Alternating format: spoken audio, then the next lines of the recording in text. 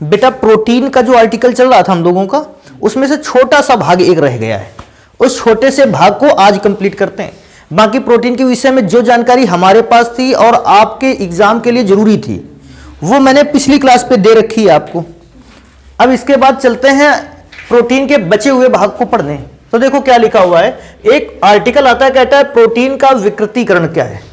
विकृतीकरण का अर्थ होता है किसी चीज को बिगाड़ देना, और किसी चीज को बिगाड़ देने के ही घटना को कहते हैं प्रोटीन का विकृतीकरण। तो प्रोटीन का विकृतीकरण क्या होता है, देखो होता क्या है, प्रोटीन में आपने देखे हैं, प्रोटीन में श्रृंखलाओं के बीच बहुत सारे छोटे छोटे बॉन्ड बने होते हैं। उन बॉन्ड को अगर मैं देखूं तो कुछ बॉन्ड वांडर वाल्स फोर्स होते थे, कुछ बॉन्ड होते थे हाइड्रोजन बॉन्ड, और कुछ बॉन्ड होते थे डाइसल्फाइड बॉन्ड, और कुछ बॉन्ड होते थे आयनिक बंध। तो इनमें से क्या होता है, हाइड्रोजन बॉन्ड एक ऐसा बॉन्ड होता है, और वांडर वाल्स बॉन्ड, ये दो बॉन्ड ऐसे बॉन्ड होते हैं जो काफी कमजोर होते हैं। तो जब कभी भी आप किसी प्रोटीन की भौतिक या रासायनिक अवस्था में कोई परिवर्तन करते हो तो सबसे पहले यही कमजोर बॉन्ड टूटने स्टार्ट होते हैं। वांडर वाल्स बॉन्ड और हाइड्रोजन बॉन्ड टूटते हैं, जिनसे होता क्या है, प्रोटीन जिस निश्चित संरचना में जुड़ा होता है, अब बॉन्ड तो गए टूट, तो प्रोटीन की निश्चित संरचना बिगड़ जाती है, और प्रोटीन की संरचना के बिगड़ने की ही घटना कहलाती है प्रोटीन का विकृतीकरण। एक और बात याद रखने लायक यहां है, अगर प्रोटीन की संरचना बिगड़ गई है, बदल गई है, या उसके कुछ पुराने बॉन्ड टूट गए हैं, तो प्रोटीन के गुणों में भी बहुत सारा परिवर्तन हो जाता है। अब देखो मैं इसको कैसे एक्सप्लेन करता हूं, पहले तो लिखा है मैंने, पहले उसको पढ़ते हैं। कहता है जब किसी प्रोटीन पर भौतिक व रासायनिक परिवर्तन किया जाता है। कहता है सर जी भौतिक व रासायनिक परिवर्तन का अर्थ क्या होता है। भौतिक परिवर्तन का मतलब हम इसको ठंडा करते हैं या गर्म करते हैं, ऐसा कोई परिवर्तन करते हैं। रासायनिक परिवर्तन का मतलब हम इसमें कोई केमिकल मिलाते हैं, उसको रासायनिक परिवर्तन कहते हैं। तो भौतिक परिवर्तन का मतलब ठंडा या गर्म करना, और रासायनिक परिवर्तन का मतलब है उसमें अतिरिक्त कोई पदार्थ मिलाना। अगर हम इस प्रकार का कोई काम करते हैं तो प्रोटीन में पाए जाने वाले जो हाइड्रोजन बॉन्ड हैं वो टूटने लगते हैं, टूट जाते हैं, जिससे प्रोटीन की ग्लोबुलर या गोलीय श्रृंखला जो होती है वो खुल जाती है। आप अगर ये सारी चीजें ना याद रखना चाहो तो ग्लोबुलर संरचना का मतलब जानते हो, आपको याद होगा, प्रोटीन ऐसे छल्लेदार श्रृंखलाओं से बना था, नहीं बना था छल्लेदार श्रृंखलाओं से, वो छल्लेदार श्रृंखलाएं टूटने लगती हैं, ग्लोबुलर श्रृंखलाएं टूटकर प्रोटीन सीधा होने लगता है, और प्रोटीन की संरचना क्या हो जाती है, बिगड़ जाती है। प्रोटीन की संरचना का बिगड़ना ही कहलाता है प्रोटीन का विकृतीकरण। तो प्रोटीन के बस, अगर आप बहुत सारी चीजें नहीं बता सकते, आप इतना बताइए कि जब भी प्रोटीन की भौतिक या रासायनिक अवस्थाओं में परिवर्तन किया जाता है, प्रोटीन के हाइड्रोजन बॉन्ड टूटने लगते हैं, और हाइड्रोजन बॉन्ड के टूटने से प्रोटीन की संरचना बिगड़ने लगती है। प्रोटीन की संरचना का बिगड़ना ही कहलाता है प्रोटीन का विकृतीकरण। हाँ, अगर एक लाइन और इसी के साथ तुम लिख सकते हो, सोचते हो कि हाँ लिख दें, तो ऐसा भी लिख सकते हो कि जब भी प्रोटीन का विकृतीकरण हुआ है, प्रोटीन के बहुत सारे गुणों में क्या गया है, बदलाव। इसके बाद आता है, कहता है एग्जाम्पल। तो एक एग्जाम्पल तो मैं वो लिखा है, हमने वो लिखा है जो क्वेश्चन के फॉर्म में आता है। कैसा क्वेश्चन बन के आता है, कहता है अंडे को गर्म करने पर उसमें उपस्थित द्रव कहां चला जाता है। ये क्वेश्चन आता है, उसका आंसर पहले एग्जाम्पल पे मैंने लिखा दिया है। क्या लिखा है, अंडे को गर्म करने पर उसमें उपस्थित हाइड्रोजन आबंध टूट जाते हैं, और जब हाइड्रोजन आबंध टूटते हैं तो हाइड्रोजन आबंध के टूटे हुए भाग डिमांड करते हैं जल की। तो इसलिए यहां लिखा गया है, अतः प्रोटीन जल के अणुओं को अवशोषित कर लेता है। हाइड्रोजन बॉन्ड टूटेगा तो बॉन्ड खुला, और खुला बॉन्ड किसको आकर्षित करेगा, जल को, और जब खुला बॉन्ड जल को अवशोषित करेगा तो इसी कारण अंडे को उबालने पर वह अपने द्रव को क्या कर देता है, समाप्त। क्योंकि अंडे में जो भी द्रव है, हाइड्रोजन बॉन्ड के टूटने पर वो जल का अणु उन्हीं खुले हुए बॉन्ड पर जाकर अवशोषित हो जाता है, या उन्हीं खुले हुए बॉन्ड पर जुड़कर समाप्त हो जाता है, और अंडे का द्रव गायब हो जाता है। आपने देखा भी होगा ऐसा एक्सपेरिमेंटली कि जब अंडे को गर्म किया जाता है, उसके अंदर का द्रव धीरे धीरे धीरे धीरे समाप्त हो जाता है। जितने ज्यादा हाइड्रोजन बॉन्ड ब्रेक हो जाएंगे, अंडे के अंदर भरा हुआ द्रव उतना ही अधिक समाप्त होगा। तो एक तो ये क्वेश्चन हो गया। नेक्स्ट नंबर पे एक और लिखा है, अगर आपसे कोई पूछते क्या और भी कोई ऐसी परिस्थिति है जिसमें प्रोटीन का विकृतीकरण हो सकता है, तो दूध से किसका बनना, दही का बनना, यह भी प्रोटीन का एक विकृतीकरण ही है। इसके बाद आता है कि प्रोटीन का वर्ग क्या क्या है, आखिर प्रोटीन का क्या कार्य है। तो प्रोटीन के कार्य देखो लिखा है, कोशिकाओं की मरम्मत करना। हमारा शरीर छोटी छोटी इकाइयों से मिलकर बना है, या ऐसे कैसे तो छोटे छोटे सेल्स से मिलकर बना है। उन छोटे छोटे सेल को ही कहते हैं कोशिका। तो हमारे शरीर में कोशिकाओं की मरम्मत करता है। कोशिकाओं की मरम्मत का ऐसा नॉर्मल लैंग्वेज में अगर बात करें कि सर जी इतना लंबा ना समझना चाहते थे, तो एक चीज समझना चाहते थे केवल, कोशिकाओं की मरम्मत करने का मतलब चोट लग जाए आपको। आप इस बात को ध्यान देने वाले हो, देना कभी ध्यान, कि किसी भी दो व्यक्तियों को एक समान अगर चोट लग गई, एक व्यक्ति की चोट जो है वो बहुत जल्दी सही हो जाती है, और दूसरे व्यक्ति को अगर उतनी चोट लग जाती है तो उसको सही होने में टाइम थोड़ा सा ज्यादा लगता। जानते हो, जिसके अंदर प्रोटीन भरपूर मात्रा में है वो कोशिकाओं की मरम्मत तुरंत कर देता, तुरंत कोशिकाओं की सुधार करता है उसका शरीर, और उसकी जो चोट है वो शीघ्रतम जल्दी से सही हो जाती है।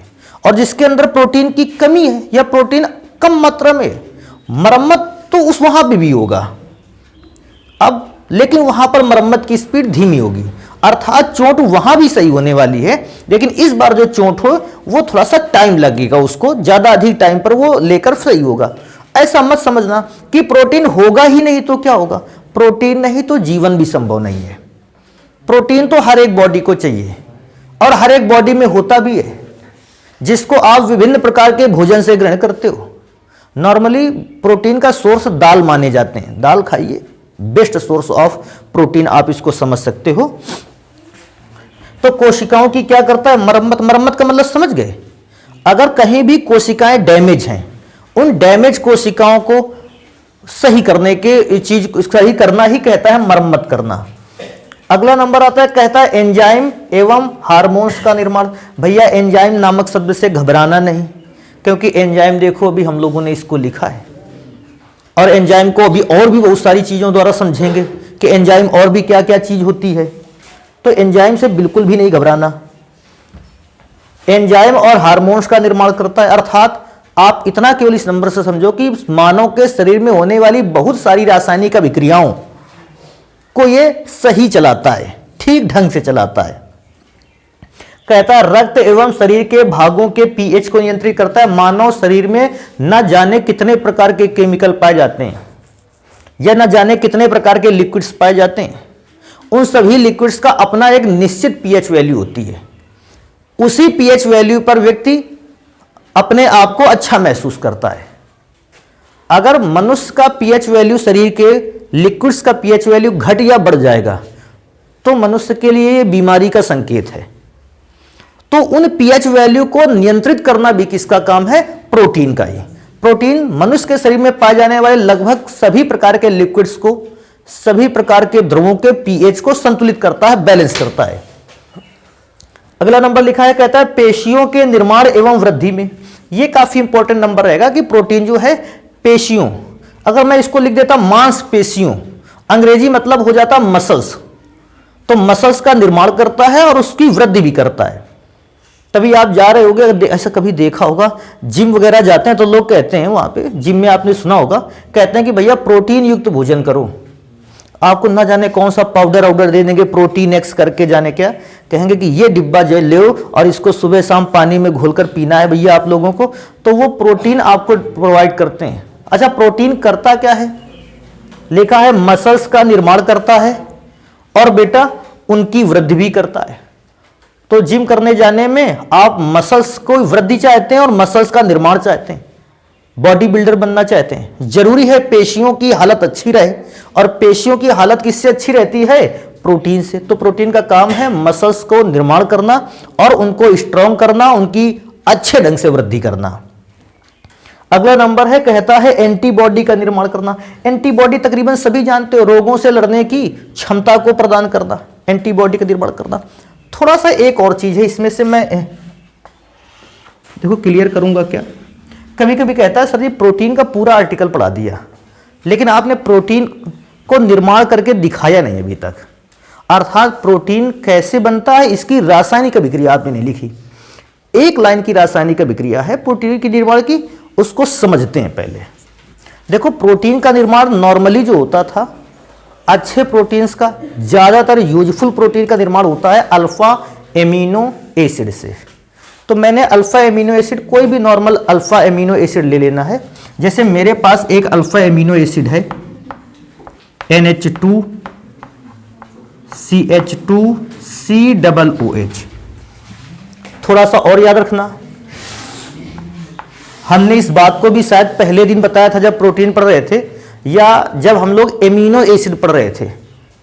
अगर आपको ना याद हो तो आप उस दिन की क्लास निकाल के देखना, आपको मिलेगा। मैंने कहा था जब एमिनो एसिड के 100 या इससे अधिक अणु आपस में जुड़ते हैं तब वो निर्माण होता है प्रोटीन का। तो ये एमिनो एसिड का पहला अणु, एमिनो एसिड का एक और अणु लिखेंगे। अगर आप सोचोगे कितने अणु लिखेंगे, तो भैया देखो, एक तो अच्छी तरीके से बात जानते हो, 100 अणु तो हम भी नहीं लिख सकते। 100 मॉलिक्यूल को लिखना अपने आप में कठिन है, ये मैं भी नहीं कर सकता। तो हम कितने लिखेंगे? 3 मॉलिक्यूल लिख के दिखाएंगे। और इनकी अभिक्रिया आपस में करानी है। जब बहुत सारे अणु आपस में जुड़ रहे हों तो इस अभिक्रिया को कहते हैं बहुलकीकरण। बहुलकीकरण, इस बात को भी ध्यान रखना। बहुत सारे अणु जब रासायनिक अभिक्रिया के दौरान आपस में जुड़ते हैं, ऐसी रिएक्शंस को आप कहते हो बहुलकीकरण या पॉलीमराइजेशन इसको कहते हैं। थोड़ा सा और भी अच्छा अगर करना चाहते हो तो ध्यान रखो, किताबों में हो सकता है, ऐसा जरूरी नहीं है, लेकिन पॉसिबल है ऐसा कभी कभी कि इस COOH को उन्होंने ऐसे लिखा होगा, C+O सिंगल बॉन्ड OH। अगर ऐसा लिखा है मुझे कोई परेशानी नहीं, ऐसा भी लिखा है तो भी मुझे कोई परेशानी नहीं। तो उन्होंने ऐसा हो सकता है इसको इस प्रकार से लिखा हो। अब देखो होगा क्या, क्योंकि सर ये अभिक्रिया कैसे कराओगे? एक बार अभिक्रिया ध्यान देना, सारी अभिक्रिया बिल्कुल 1 मिनट में निपट जाएगी, पता भी नहीं चलेगा आपको। अच्छा सोच के बताओ, सोच तुम मत सोचो, हमारा काम है ये सब करना। बेटा इसका OH, इसका एक H लेके अलग हो जाएगा, तो OH H को लेके अलग होगा तो क्या बनाएगा? जल। ध्यान रखना, ये OH अगले वाले का एक H लेके निकल जाएगा तो क्या बनाएगा? जल। अब सोचने वाली बात है, अणु तो 100 रखे होंगे, मिनिमम 100 रखे होंगे, बाकी तो हजारों की संख्या में 2000 अणु हो सकते हैं। ये वाला OH अगले वाले के H को लेकर जल बना लेगा। और ध्यान से याद करो, ध्यान से देखो इसको, ये वाला H इसके पहले वाले OH के साथ जल बना लेगा, अर्थात ये सब किसका निर्माण करेंगे? जल का। जल के अणु कितने बनेंगे? तो भैया जितने अणु आप रखते जाओगे उसी बेसिस पे जल के अणु भी बनेंगे। मुझे नहीं मालूम जल के अणु कितने मिलेंगे, इसलिए प्रोडक्ट में मैं NH2O लिखूंगा, पता नहीं जल के अणु कितने बनेंगे। अच्छा अब इसके बाद बचेगा आपके पास क्या क्या, तो उसको ध्यान देते हैं। यहां क्या बचेगा आपके पास, तो याद करो, सोचो, OH एक ही H तो लेके जाता था, तो यहां क्या बचेगा? एक तो सिंगल बॉन्ड, यहां बचेगा HN, single bond CH2, single bond C पर डबल बॉन्ड कहां की ओर लगा है? ऊपर की ओर। फिर आगे की ओर जो बॉन्ड लगा है वो जुड़ेगा NH पर, आगे की ओर जो बॉन्ड लगा है वो जुड़ेगा NH पर।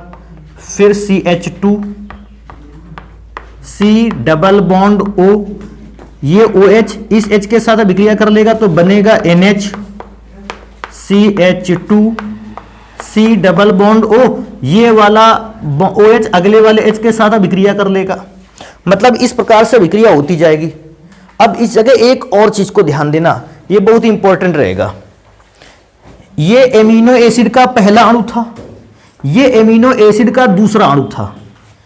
जब अभिक्रिया हुई तो इस OH ने H से अभिक्रिया करके जल बनाया, यहां पर जो बचा था C और यहां पर बचा था NH।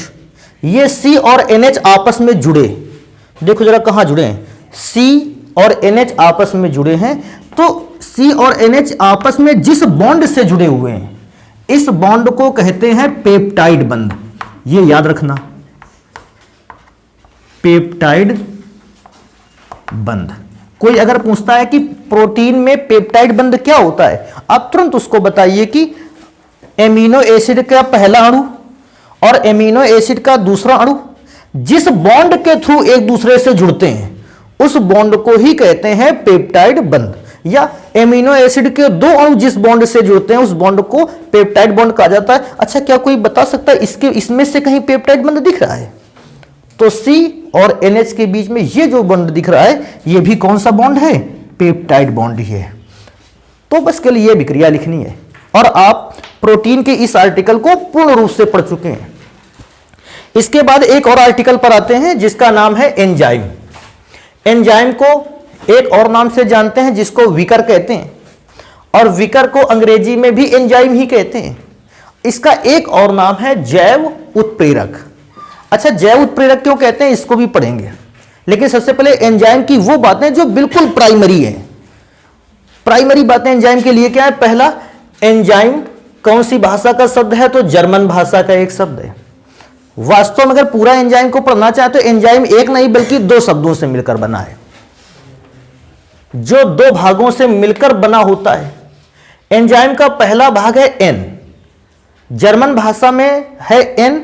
अगर इसी को इंग्लिश में कन्वर्ट करने की कोशिश करें तो इन, हिंदी में में, हिंदी में।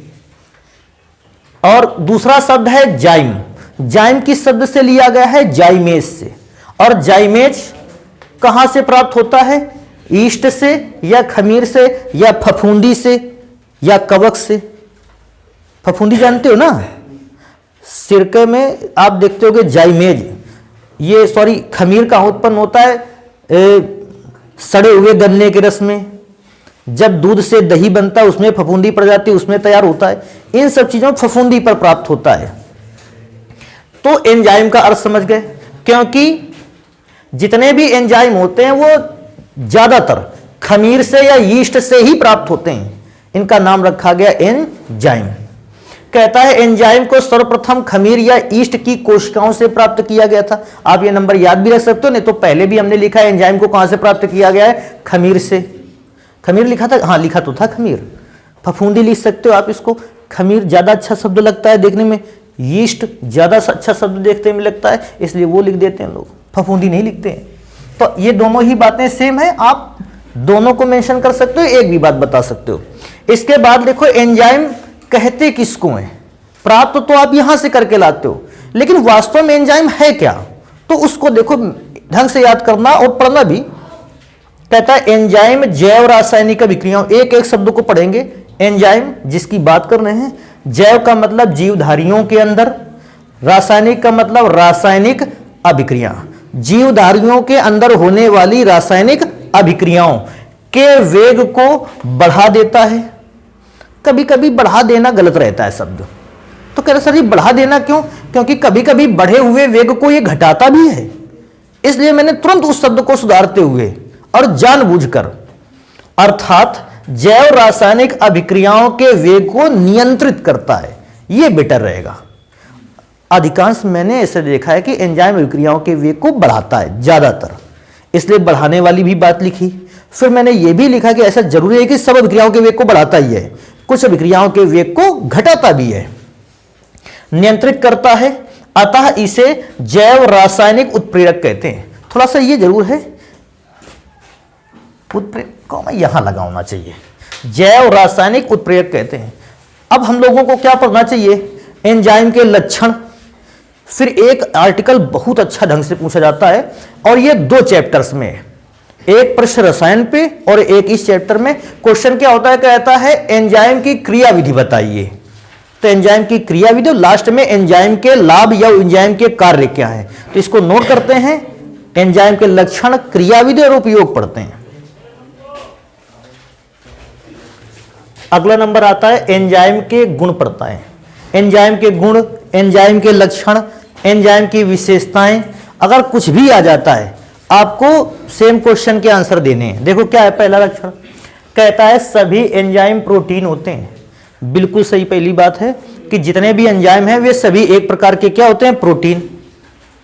कहता है एंजाइम की प्रकृति विशिष्ट होती है। इसका अर्थ थोड़ा समझना है। एंजाइम की प्रकृति विशिष्ट होने का मतलब है जैसे आपने अपनी क्लास पे कई सारे सब्जेक्ट लिए हुए हैं, 4-5 सब्जेक्ट आपने अपनी क्लास पे लिए। हर सब्जेक्ट को पढ़ाने के लिए आपके पास एक विशिष्ट टीचर आता है। आपको हिंदी पढ़नी है तो हिंदी का टीचर ही आपको हिंदी पढ़ाएगा आके। आपको अंग्रेजी पढ़नी है तो अंग्रेजी एक दूसरा टीचर आएगा, वो अंग्रेजी पढ़ाएगा। ऐसा नहीं कि एक ही टीचर सारे सब्जेक्ट पढ़ा देगा, और मेरे ख्याल से अगर ऐसा होगा तो शायद उतना अच्छा ठीक काम बनेगा भी नहीं। आपको हर एक सब्जेक्ट पढ़ने के लिए एक अलग प्रकार के टीचर की जरूरत पड़ती है। इसका मतलब है कि आपको जो आपके सब्जेक्ट जो हैं वो विशिष्ट हैं। विशिष्ट प्रकार के टीचर, अलग अलग प्रकार के टीचर अलग अलग प्रकार के सब्जेक्ट पढ़ाएंगे। एंजाइम की प्रकृति विशिष्ट होती है, अर्थात अलग अलग अभिक्रियाओं के वेग को नियंत्रित करने के लिए अलग अलग प्रकार के एंजाइम्स की आवश्यकता होती है। जैसे आपके अगर कोई उपकरण खराब हो जाए तो आप उसी से रिलेटेड मैकेनिक को बुलाओगे। मोबाइल खराब हो गया, ऐसे मैकेनिक के पास जाओगे जो मोबाइल को सुधारता है। ऐसे किसी मोबाइल के मैकेनिक के पास नहीं जाना है जो मोटरसाइकिल सुधारता है। पता लगा बिगड़ा मोबाइल है और आप जा रहे हो ऐसा जो मोटरसाइकिल को सुधार रहा है। बिगड़ा टेलीविजन है, आप ऐसे मैकेनिक के पास चले जाओ जो दरवाजे खिड़कियां बना रहा है। तो ऐसे उल्टे सीधे मैकेनिक के पास बिल्कुल भी नहीं जाना है। तो मैं क्या कहता हूं, विशिष्ट का मतलब समझ पाए, अलग प्रकार के काम अलग मिस्त्री से होने हैं। सेम हर एंजाइम की अपनी अलग विशेषता है और प्रत्येक एंजाइम अपनी एक अलग अभिक्रिया के वेग को ही बढ़ा सकता है। एक एंजाइम समस्त जैव रासायनिक अभिक्रियाओं के वेग को बढ़ा नहीं सकता है। कहता है किसी भी अभिक्रिया के लिए एंजाइम सूक्ष्म मात्रा में ही कार्य कर सकता है। कहता है किसी भी अभिक्रिया के वेग को बढ़ाने के लिए एंजाइम कितनी मात्रा में चाहिए, ज्यादा चाहिए कम चाहिए, बेटा बिल्कुल भी नहीं। एंजाइम कुछ मिलीग्राम मात्रा में ही उपस्थित रहकर संपूर्ण या उस प्रकार की समस्त जैव रासायनिक अभिक्रियाओं के वेग को बढ़ा सकता है। कभी कभी दिमाग में होता है कि एंजाइम कितना चाहिए, सूक्ष्म मात्रा में ही कार्य करेगा, एंजाइम बहुत अधिक की आवश्यकता नहीं होती है। एक और नंबर लिखा है, कहता है एंजाइम अनुकूलतम ताप व अनुकूलतम पीएच पर अधिक कार्य करते हैं। अब थोड़ा सा प्रॉब्लम क्रिएट करने वाली बात होती है, सर ये इनका क्या अर्थ है? अनुकूलतम ताप और अनुकूलतम पीएच पर अधिक कार्य करते हैं। प्रत्येक एंजाइम के कार्य करने की क्षमता अलग अलग टेम्परेचर पर अलग अलग होती है। कोई एंजाइम 10 डिग्री सेल्सियस पर अच्छा कार्य करता है, तो कोई एंजाइम 40 डिग्री सेल्सियस पर अच्छा कार्य करता है, तो कोई एंजाइम जो है 60 डिग्री सेल्सियस पर अच्छा कार्य करता है। एक एंजाइम जितने टेम्परेचर पर सबसे अच्छा वर्क करता होगा, सबसे ज्यादा मात्रा में कार्य करता होगा, वह टेम्परेचर उसके लिए कौन सा ताप कहलाता है? अनुकूलतम ताप। ऐसे ही प्रत्येक एंजाइम निश्चित पीएच पर ज्यादा कार्य कर सकता है। जैसे मैं क्या कहता हूं, मानव शरीर में उपस्थित जो एंजाइम है, ज्यादातर एंजाइम वो पीएच मान, रक्त में उपस्थित जो एंजाइम है वो पीएच मान 7 से 8 के बीच में बहुत अच्छा कार्य करते हैं। इससे कम या इससे ज्यादा पीएच होने पर वे उनके कार्य करने की क्षमता कम हो जाती है। तो मैं क्या कहूंगा, एंजाइम्स के लिए अनुकूलतम जो पीएच है वो है 6 से 7। तो अनुकूलतम पीएच का मतलब ऐसा पीएच जहां पर एंजाइम की क्रियाशीलता सबसे अधिक होती है। अच्छा, ये लिख गया। अब इसके बाद एक और बात आती है, ये काफी इंपॉर्टेंट रहता है। कहता है एंजाइम करते हैं जो रासायनिक पदार्थ एंजाइम की सक्रियता को घटाते हैं उन्हें मंदक कहते हैं। कभी कभी एंजाइम, कुछ ऐसे रासायनिक पदार्थ भी शरीर में डेवलप होते हैं जो एंजाइम की क्षमता को कम कर देते हैं या एंजाइम की क्रियाशीलता को कम कर देते हैं। ऐसे पदार्थों को मंदक कहते हैं। इसे ज्यादा रटने की जरूरत है नहीं।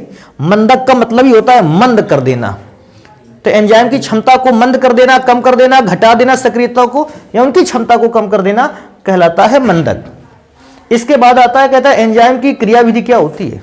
आपने एक 1.5 लाइन में आसानी से लिख दिया, लेकिन इसको समझते हैं। सबसे पहले तो ये देखते हैं कि लिखा क्या है। यहां से एंजाइम जैव रासायनिक अभिक्रिया की सक्रियण ऊर्जा को घटा देते हैं। अब मुझे तो सबसे पहले ये पता करना होगा, ये जैव रासायनिक अभिक्रिया की सक्रियण ऊर्जा, इसका क्या अर्थ होता है। और फिर मैं ये चेक करूंगा कि इस सक्रियण ऊर्जा को घटाते भी हैं। जिससे अभिक्रिया का वेग या जैव रासायनिक अभिक्रिया का वेग बढ़ जाता है। तो आखिर ऐसा क्या सक्रियण ऊर्जा में घटा दिया तो अभिक्रिया का वेग बढ़ गया? इस घटना को समझते हैं यहां एक फिगर के माध्यम से। देखो, अब आप दो चीजें जानते हो, जब भी कोई रासायनिक या जैव रासायनिक अभिक्रियाएं संपन्न होती हैं, दो चीजें जरूरत है उनकी। एक तो अभिक्रिया को पूर्ण होने के लिए टाइम की आवश्यकता होती है, और दूसरा अभिक्रिया को पूर्ण होने के लिए ऊर्जा की आवश्यकता होती है। कोई भी अभिक्रिया हो, अगर आप पूछेंगे अभिक्रिया को पूर्ण होने के लिए किन चीजों की आवश्यकता, नॉर्मली मैं जो मुझे लगता है इतने वर्षों में जो मैं पहचान पाया हूं इतनी बात कि दो चीजों की जरूरत है। एक तो प्रत्येक अभिक्रिया को संपूर्ण होने के लिए कुछ टाइम चाहिए। अगर किसी रासायनिक अभिक्रिया को आप 0 सेकंड का टाइम देते हो, वो अभिक्रिया कभी कंप्लीट होने वाली नहीं। तो आपको कोई भी रासायनिक अभिक्रिया या कोई भी जैव रासायनिक अभिक्रिया को कंप्लीट करने के लिए पहला तो टाइम देना पड़ेगा, और दूसरा अभिक्रिया को पूर्ण होने के लिए अभिकारक के अणुओं के पास एनर्जी होनी चाहिए, ऊर्जा होनी चाहिए, तभी तो अभिक्रिया संपन्न होगी। एनर्जी नहीं अभिक्रिया नहीं। कोई कहेगा जी एनर्जी नहीं अभिक्रिया नहीं मतलब, देखो सोचो, अभिक्रिया एक प्रकार का कार्य है, और कार्य तभी संभव है जब ऊर्जा है।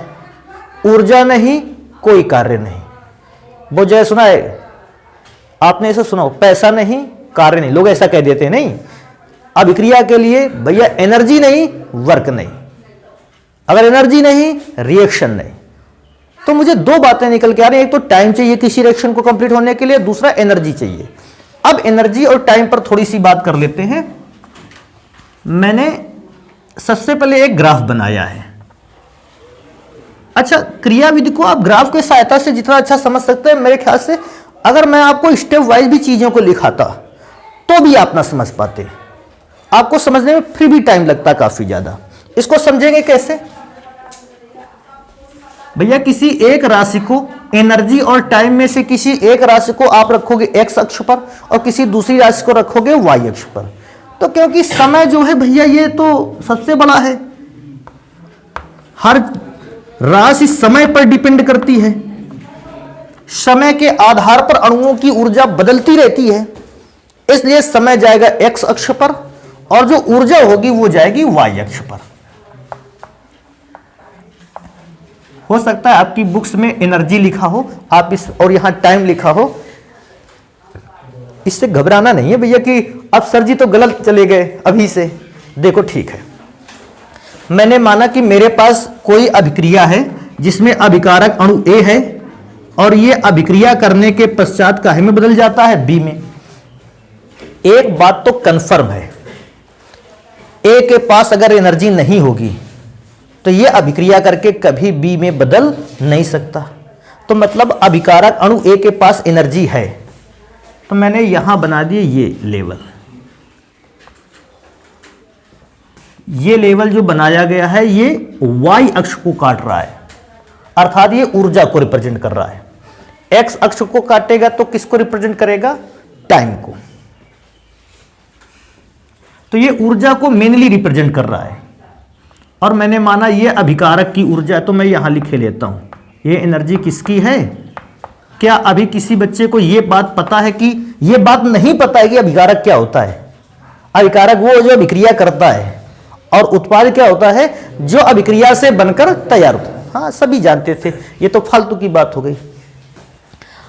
मानव शरीर में जो ज्यादातर रासायनिक अभिक्रियाएं हैं, देखो समझना इस बात को, रासायनिक अभिक्रियाएं वो मनुष्य को ऊर्जा देती हैं, और मनुष्य की ऊर्जा देती हैं, इसका मतलब है पहले उनकी ऊर्जा ज्यादा होती होगी और बाद में उनकी ऊर्जा हो जाती है कम। जैसे किसी अणु की एनर्जी पहले थी 100 जूल, अभिक्रिया हुई, उत्पाद बना, उसकी एनर्जी बची 80 जूल। तो 100 जूल पहले थी, बाद में अभिक्रिया के बाद उनकी एनर्जी 80 जूल हो गई, 20 जूल एनर्जी कहां गई? ये हमारे शरीर को मिली।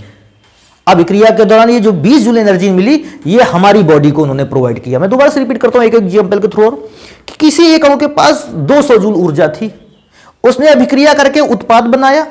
जब अभिक्रिया स्टार्ट हुई थी, अभिकारक था, 200 जूल एनर्जी थी, अभिक्रिया हुई, अब 150 जूल एनर्जी बची है।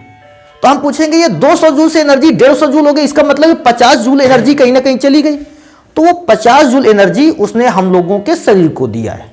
इसका मतलब अभिकारक की एनर्जी ज्यादा होती है, जब प्रोडक्ट बनता है तो एनर्जी उसकी क्या हो जाती है, कम। तो जो उत्पाद की एनर्जी का लेवल बनाया जाएगा वो अभिकारक से कहां रखा जाएगा, नीचे, क्योंकि अभिकारक से उत्पाद के बीच में जो एनर्जी की कमी हुई है वही तो हमारी बॉडी को मिली है। तो यहां पे मैं लिख दूंगा ये किसकी एनर्जी का लेवल है, उत्पाद का। अच्छा, अब एक और बात, किसी भी जैव रासायनिक अभिक्रिया को संपन्न करने के लिए निश्चित ऊर्जा की आवश्यकता होती है। तो मैंने माना इस रासायनिक अभिक्रिया को संपन्न करने के लिए 10 जूल ऊर्जा की आवश्यकता, ऐसा मैं मान लेता हूं। यह बात सही नहीं है, हर रासायनिक अभिक्रिया के लिए अलग अलग वैल्यू होती है, ऐसा मैं मान लेता हूं 10 जूल एनर्जी है। ये 1 जूल एनर्जी का लेवल, ये 2, ये 3, ये 4, ये 5, ये 6 जूल, ये 7, ये 8, ये 9 और ये 10 जूल एनर्जी। इसका मतलब किसी रासायनिक अभिक्रिया को पूर्ण होने के लिए जितनी ऊर्जा की आवश्यकता होती है, इस अभिक्रिया को पूर्ण होने के लिए 10 जूल एनर्जी की आवश्यकता है। उस एनर्जी को कहते हैं देहली ऊर्जा।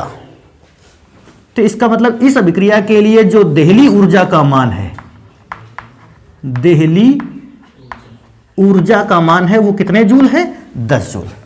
कुल मिला के आपको कुछ भी करना है, सब काम करो, उल्टे काम करो, सीधे काम करो, लेकिन अभिकारक अणु की ऊर्जा को 4 जूल से बढ़ाकर कितने जूल कर दो, 6 जूल, सॉरी 10 जूल कर दो।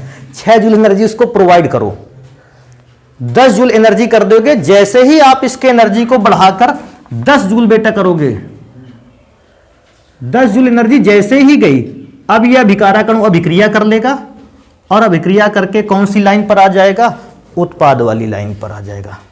लेकिन कोई ना कोई काम करते हुए हमको इसकी एनर्जी, अभिकारक की एनर्जी जो है वो थ्रेशोल्ड एनर्जी, देहली ऊर्जा तक पहुंचाना जरूर था। अच्छा, अब कहेगा सर जी सक्रियण ऊर्जा तो आया ही नहीं। आ गया था सक्रियण ऊर्जा। सुनो, अभिकारक अणु की एनर्जी कितनी थी, 4, पहुंचाया कितने जूल तक, 10 जूल। कितने जूल एनर्जी आप खर्च हुई है इस दौरान, 4 से 10 की 6 जूल खर्च हुई थी ना। इसी एनर्जी को आप कहते हो सक्रियण ऊर्जा। अभी के लिए सक्रियण ऊर्जा कितनी है, 6, ध्यान रखेंगे। फिर हमने इस पे एंजाइम डाल दिया। एंजाइम डालने से जानते हैं थ्रेशोल्ड एनर्जी की वैल्यू को 10 से घटाकर 8 पर कर देगा। अर्थात पहले अभिक्रिया कराने के लिए आपको 10 जूल एनर्जी तक ले जाना पड़ता था अभिकारक की ऊर्जा, लेकिन जानते हो एंजाइम पढ़ने के बाद आपको क्या करना है, अब 8 जूल पर ही एनर्जी कंप्लीट हो जाएगी, अभिक्रिया कंप्लीट हो जाएगी। इसका मतलब अब सक्रियण ऊर्जा कितनी पड़ेगी, लगेगी।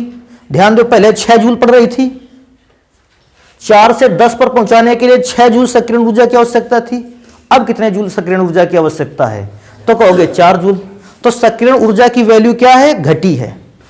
अब इससे हमको पता क्या चला, पहले के टाइम पर सक्रियण ऊर्जा जो लगती थी वो टोटल सक्रियण ऊर्जा लगती थी 6 जूल। अब जो सक्रियण ऊर्जा लग रही है वो 4 जूल। अर्थात समझो, पहले रासायनिक अभिक्रिया को कंप्लीट कराने के लिए आपको अभिकारक अणुओं की ऊर्जा कितने जूल पहुंचानी होती थी, 10 जूल। 10 जूल से कम पर रासायनिक अभिक्रिया संपन्न नहीं होती थी। सोचो अब एनर्जी कितनी पहुंचानी पड़ रही, केवल 8 जूल। अर्थात अब अभिक्रिया केवल कम ऊर्जा में ही संपन्न हो पा रही है। सक्रियण ऊर्जा पहले ज्यादा लगती थी, ज्यादा सक्रियण ऊर्जा होती थी तो ही अभिक्रिया कंप्लीट होती थी।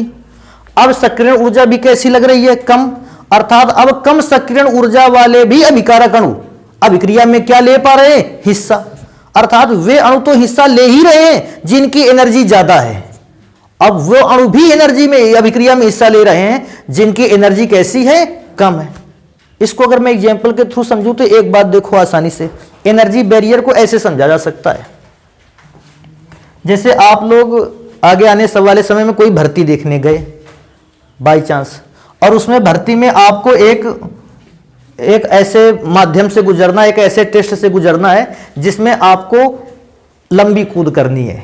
लंबी कूद जानते हो ना, और लंबी कूद में से पहले आपको पता चला कि लंबी कूद, कोई ये जानता है लंबी कूद कितनी चाहिए होती है लगभग? चलो मैं अपने मन से सेट कर देता हूं। अपने मन से सेट करने दो यार, 16, 16.5 फुट। तो पहले लंबी कूद की जो वैल्यू थी वो 16.5 फुट थी। अच्छा सोचो, बच्चे गजाते थे जो 16.5 फुट कूद पाता था,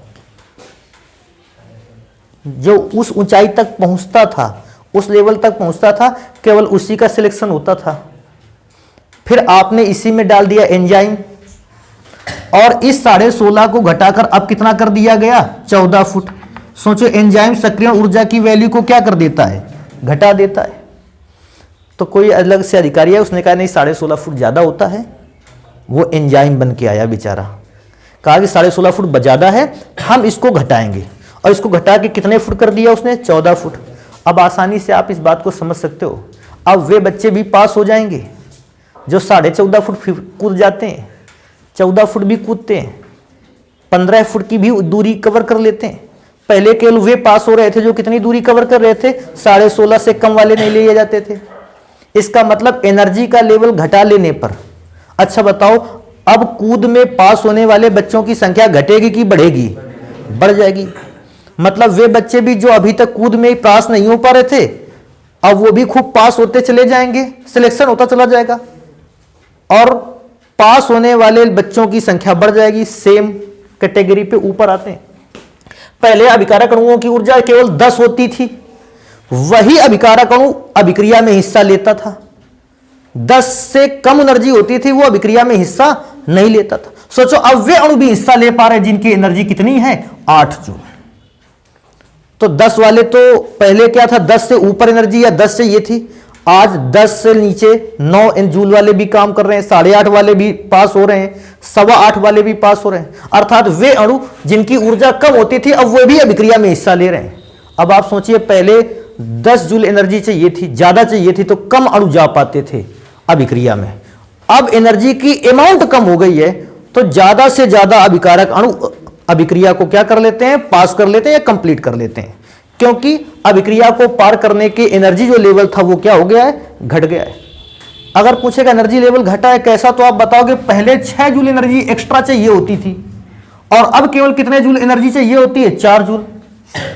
तो 6 जूल एनर्जी को 4 जूल कर दिया, सक्रियण ऊर्जा को क्या कर दिया, घटा दिया, और सक्रियण ऊर्जा को घटाते ही रासायनिक अभिक्रिया का वेग क्या हो जाएगा, बढ़ जाएगा। तो इस घटना को नोट कर लेते हैं, जल्दी से इसको नोट करो। फिर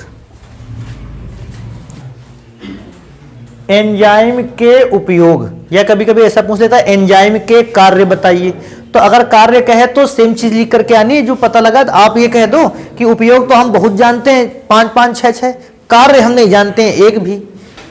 तो एंजाइम के कार्य या उपयोग सेम चीज होती है। लिखा है, बिना एंजाइम के एक बार किया हुआ भोजन लगभग 50 वर्षों में पचता है। तो एंजाइम का एक सबसे पहला यूज तो है, अगर एंजाइम आपके शरीर में बनते हैं, टाइलिन, पेप्सिन, इस प्रकार के एंजाइम आपके अगर शरीर में डेवलप होते हैं, बनते रहते हैं, प्रोड्यूस होते रहते हैं, आप एक बार का खाया हुआ भोजन 5 से 6 घंटे में पचा लेते हैं। लेकिन अगर आपके शरीर में ये एंजाइम से बनकर तैयार ना होते, एक बार का किया हुआ भोजन तकरीबन 50 वर्षों में पचता है। क्या कहते हो, 50 वर्षों में पचता? आपका क्या मानना है कि ये ठीक रहता, खाना एक बार खाना पड़ता, फिर 50 साल की उम्र में, फिर 100 साल की उम्र में? जानते हो क्या होता? ऐसा सोचना बड़ा आसान है कि 50 वर्षों में पचता, ठीक रहता, 2-3 बार खाना खाते, खाने का सिस्टम गड़बड़ ना हो, बस 3 बार खाना खाता हो। बहुत ज्यादा कोई व्यक्ति अपने जीवन में 3 बार खाना खा लेता, बचपन के टाइम, फिर 50 साल के टाइम में, अगर जीता तो 100 साल के टाइम में खाता, नहीं तो नहीं खाता फिर। लेकिन जानते हो, हम लोगों को चाहिए भोजन से डेली एनर्जी। सोचो, आज जो लगातार भोजन करते रहते हो, दिन में 2-3 बार, कोई कोई तो 4-4, 6-6 बार निपटाता है, और फिर भी कहता है, हमने पूछा है एक से, पता लगा कि दिन में 4 बार भोजन करता है। तो हमने कहा दिन में 4 बार भोजन, तो कहता है तो का किंजा मजबूरी है भैया हमारी भी। हमने कहा क्या मजबूरी है? कहता है टाइम नहीं मिलता है। तो हमने कहा टाइम नहीं मिलता है मतलब? कहता नहीं तो 1-2 बार वो खा लिया। हम कहा अरे, तो टाइम ना मिल पाने का बेचारा केवल और केवल मात्र 4 बार भोजन कर पा रहा है एक दिन में। तो ऐसी कंडीशन आप तो क्या उसको डेली 4 बार एनर्जी चाहिए, डेली 6 बार एनर्जी चाहिए और 50 सालों में एक बार उतनी एनर्जी मिली होती, तो आप बताओ क्या एक बार खाए हुए खाने की एनर्जी 50 सालों तक चलती भी? कभी ना चलती। नेक्स्ट नंबर लिखा है, कहता है ट्रायोसिनेस एक ऐसा एंजाइम है जिसकी कमी से एल्बिनिज्म रोग हो जाता है। एल्बिनिज्म रोग मैं नॉर्मली बताऊं, स्किन पर सफेद कलर के धब्बे पड़ने लगते हैं, दाग पड़ने लगते हैं, त्वचा में सूजन आ जाती है और आंखों के अगल बगल का जो हिस्सा होता है वो सूजन आ जाती है और धूप में जाने पर त्वचा में जलन बहुत होती है। एल्बिनिज्म रोग में होता है किसकी? ट्रायोसिनेस एंजाइम की कमी से। आप याद रख सकते हो, आप इसको याद करो, आप लक्षण याद कर सकते हो तो और भी ज्यादा होता है। होता क्या, जब लक्षण किसी व्यक्ति को पता होता है तो वो चीजों को ज्यादा तैयार कर सकता है, किसी को बताने के लिए भी अच्छा रहता है। कल का दिन पता भी कर लिया उसने कि ट्रायोसिनेस जो है एंजाइम, उसकी कमी से एल्बिनिज्म रोग हो जाता है, कोई कहेगा यो क्या चीज है, आप क्या बताओ, कहोगे ये तो रोग है, लिखा हुआ है रोग। तो रोग का मतलब है शरीर में सफेद कलर के चकत्ते पड़ने लगते हैं, त्वचा में सूजन आती है, आंख के अगल बगल वाले भाग पे ज्यादा सूजन रहती है, आंखें ढंग से खुलती नहीं, धूप में जाने पर त्वचा में जलन अधिक महसूस होती है। कहता है माल्टेज एक एंजाइम होता है जो माल्टोज को काहे में चेंज कर देता है? ग्लूकोज में। जो भी चीज ग्लूकोज में चेंज कर रही है अर्थात एनर्जी दे रही है। कहता है इन्वर्टेज क्या करता है? सुक्रोज को ग्लूकोज और फ्रक्टोज में चेंज कर देता है। स्ट्रेप्टोकाइनेस एक एंजाइम ऐसा होता है जो रक्त और रुधिर से में रुधिर वाहिकाओं में रक्त का थक्का जमने नहीं देता। रुधिर वाहिकाएं जानते हो? नस, जिसको नस कहते हैं, जिनसे रक्त एक स्थान से दूसरे स्थान तक पहुंचता है, उनमें रक्त का थक्का नहीं जमने देता। थक्का का मतलब है रक्त को एक जगह जमा नहीं होने देता है। अगर रक्त जम जाएगा तो फिर नसों में ब्लड का जो प्रवाह होगा वो रुक जाएगा और ऐसा तो बड़ा परेशानी का काम है। ऐसा कहते हैं, मैंने तो बहुत ज़्यादा डिटेल में पढ़ा नहीं, लेकिन जब कोई भी मतलब जैसे सांप काट लेता है किसी को या कोई जहर ले लेता है तो कहते हैं मनुष्य के रक्त जो होता है वो गाढ़ा होने लगता है और गाढ़ा होने पर क्या होता है, रक्त के जगह जगह पर थक्के जमने लगते हैं। अब क्या है, हार्ट तो पूरी तरह से रक्त को भेज रहा है आपकी नसों पर, लेकिन रक्त पे खून गाढ़ा होने की वजह से जम रहा है, तो पीछे से कहने का मतलब है हार्ट तो रक्त को तेजी से नसों पर भेज रहा है, लेकिन नसों पर खून होने लगा है, जाम होने लगा है वहां, तो पीछे से नसों पर इतना प्रेशर पड़ता है, ब्लड का इतना प्रेशर पड़ता है, कहते हैं ज्यादा मतलब गाढ़ा हो जाने पर, रक्त का थक्का जमने पर नसें फटने लगती हैं। तो जहर जब अपना असर शुरू करता है तो इतना भयंकर कहता है दर्द होता है कि शरीर की जो नसें होती हैं वो फटने लगती हैं और तब आदमी दर्द के इतना ज़्यादा दर्द हो जाता है, या तो वो उलझन करता है वो उससे ज़्यादा, और या फिर वो उतने उलझन में शिथिल हो जाता है, शरीर उसका ढीला पड़ जाता है, हिम्मत ही नहीं बचती है। तो भैया ये बड़ा खतरनाक प्रक्रिया है। आगे कहा, हाँ, रक्त का थक्का ना जमने देना, ब्लड की क्लॉटिंग को नहीं होने देता है रुधिर वाहिकाओं में। वैसे तो रुधिर जैसे ही खून, चोट लगी थोड़ी सी, खून निकला, बाहर देखते होगे थक्का जम जाता है उसका, लेकिन जितनी देर वो नर्वस सिस्टम पर रहता है उसको रुधिर को नहीं जमने देता। कौन सा एंजाइम? स्ट्रेप्टोकाइनेस। एक आता है अल्फा एमिलेस एंजाइम जो स्टार्च को ग्लूकोज में चेंज करता है। बॉडी में ये होता है अपनी, और जितना भी आलू वगैरह से स्टार्च हम लोग निकालते हैं वो सारा का सारा स्टार्च चेंज किया जाता है ग्लूकोज में और शरीर को एनर्जी प्रदान करता है। तो ये हो गया एंजाइम का पूरा आर्टिकल। अब मैं क्या सोचूं, मैंने वैसे आज विटामिन पढ़ाना था, लेकिन एंजाइम मुझे ठीक ठाक लगा, छोटा आर्टिकल लगा, मैंने पहले इसको ही निपटा दिया। बाकी की पढ़ाई भैया अगली क्लास पे होगी।